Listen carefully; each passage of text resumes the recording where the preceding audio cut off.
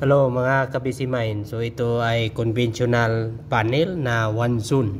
So ang end of line na ginagamit dito ay diode. Yan. So makikita natin yan. So may isang diode sa zone yan.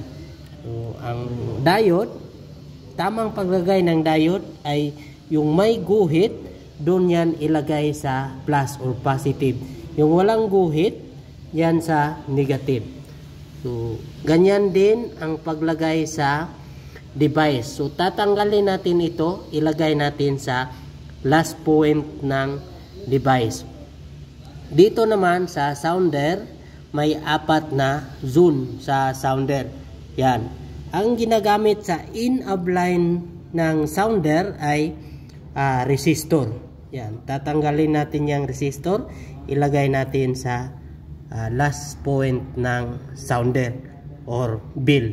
So, ganyan ang pag-wiring ng conventional fire alarm system.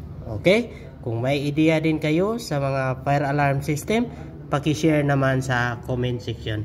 Okay? Bye-bye mga kabisimain.